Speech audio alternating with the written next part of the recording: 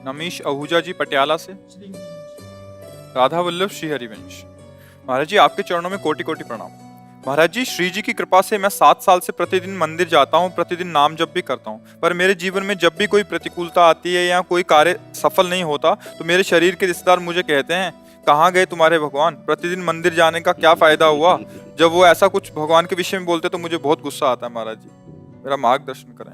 देखो, अज्ञानी जन तो कुछ भी बोलते रहेंगे।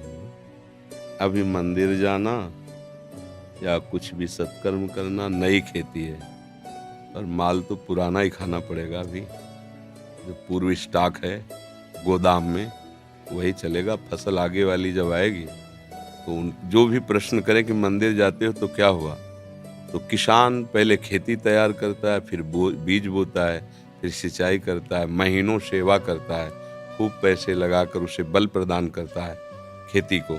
फिर जाके जब राशि का समय आता है, जैसे निकल गया, अब 1 मन गेहूं बोने वाला 60 मन गेहूं उसी से काट रहा है।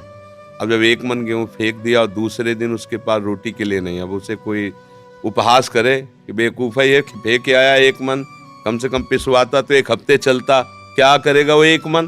तो चुप रहो, 4 महीना चुप रहो, इसके बाद वो 1 मन 60 मन तुम्हें जब देगा तब उसको बताना कि ये देखो 1 मन फेंका था, अब 60 मन आया है।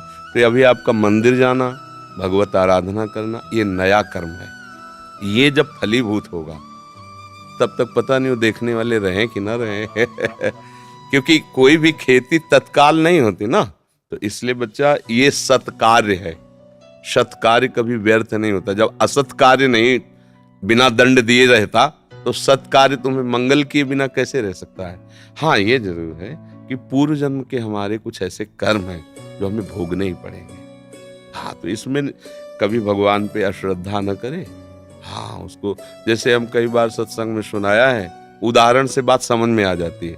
1-2 मित्र थे, स्कूल में साथ पढ़ते थे। जब थोड़े सयाने हुए तो एक गलत मार्ग में चला गया। धनी घर का था, शराब पीना, वैश्यागमन करना, जुआ खेलना, बस ऊट पटांग गनत।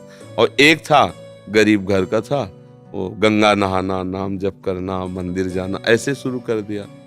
अब जो जिस मार्ग में चलता उसमें उसकी और बढ़ोतरी होती, वो और गंदा, ये और भगत। तो इसने ब्याह भी नहीं किया, नाम जप, और वो तो मतलब जितनी गंदगी। एक दिन दोनों मित्रों की मिलान हो रही थी, वो उधर से आ रहा था और ये इधर गंगा नहा के नाम जप करते हुए जा रहे थे। तो जे देखा मित्र से इतना बड़ा खजूर काटा होता ना, इतना बड़ा काटा पार कर गया। वो भगवान का नाम लेते हुए बैठ गए और वो लांग बूट पहने हुए नशे में एकदम। बोले, देख लिया तेरे भगवान ने क्या किया, पूरा जीवन हो गया ना गंगा नहाते हुए, अब क्या, देख मेरे पास वैभव, क्या कमी है। लोग जहाँ जाते हैं 4 लोग आओ बैठते, मौज मस्ती, कहते थे हमारे साथ रहे, मौज मस्ती में रहेगा। अब इतना कह के तो चला गया। 4 कदम बढ़ने पर उसको एक अटैची मिली जिसमें हीरे थे। लौट के फिर आए, बोले, देख रहे तेरे कांटा लगाओ मेरे। अब तो उसका विश्वास नष्ट हो गया। यार मतलब वास्तविक कुछ रहे, गंगा नहाना है सब चला। इतने में जब किसी का विश्वास टूटता है तो भगवान उसको, जैसे आपको यहाँ भेज दिया, या भगवान स्वयं समझा देंगे, क्योंकि विश्वास भगवान पे किया ना तो वही समझा, ये ड्यूटी है उनकी, वो समझा देते। कोई ऐसा शास्त्र पढ़वा देंगे, कोई प्रवचन सुनवा देंगे, अच्छा ऐसा आपके या अंदर ही विवेक जागृत, ये उनके हाथ का बात है, वो क्या करते हैं। भगवान एक ब्राह्मण के रूप में वयोवृद्ध तपस्वी, अरे बेटा तुम्हारे कांटा लग गया क्या, राम राम। बोले, नाम मत लो, पूरा जीवन हो गया नाम लेते हुए, हमको क्या मिला। वो हमारा मित्र है, शराब पीता, व्यभिचार करता है, नाना प्रकार के, और देखो उसे अटैची में यहाँ भोजन की व्यवस्था नहीं, पूरा जीवन हो गए। बोले, पहले कांटा निकाल लेने। भगवान थे, सर से कोई पीड़ा नहीं। कहा, बेटा तुम देखना चाहते हो कि उसको ऐसा क्यों है, तुम्हें ऐसा क्यों है। तो जैसे टीवी चल दे ना सीरियल, ये देखो, चिप लगा दे तो पूरा सीन, और उसको पूर्व जन्म का सीन दिखाई देने लगा कि ऐसा भयानक पापाचरण पूर्व जन्म किया था, इस जन्म में इसी क्षण सूली की सजा मिलनी थी। उससे पूर्व में राजा लोग सूली की सजा देते थे। सूली के एक भाले जैसा यंत्र, ऊपर से जाके छोड़ दो, गुदा द्वार में ऐसे घुस जाए, वो तड़पता हुआ कितने घंटों में, मतलब बहुत बुरी मृत्यु, जैसे क्रूश की सजा, गाड़, बहुत बुरी मृत्यु। वो तुम्हारे इस भजन के प्रभाव से सारे पाप नष्ट हो गए, एक खजूर के कांटे में निकल गया। अब तुम्हारे पाप नष्ट हो गए, अब ये पुण्य और पीछे का पुण्य दोनों मिल रहे हैं। आगे चलकर तुम्हारी ऐसी उन्नति होगी जो सदा सदा के लिए सुख प्रदान करेगी।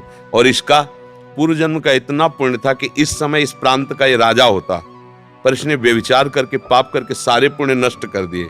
अब इसको जो एक अटैची में हीरे जवाहरात मिले खाली, बस समाप्त उसका पुण्य। इसको जहां भोगेगा तहां पूर्व का पाप और अभी का पाप जब मिलेगा तो ऐसे ब्लास्ट होगा कि देखने लायक नहीं रहेगा ये। अब उसको विश्वास हुआ कि हाँ ये बात, बोले तो कभी हम नहीं छोड़ेंगे भजन। बोले हाँ, भजन व्यर्थ नहीं होता।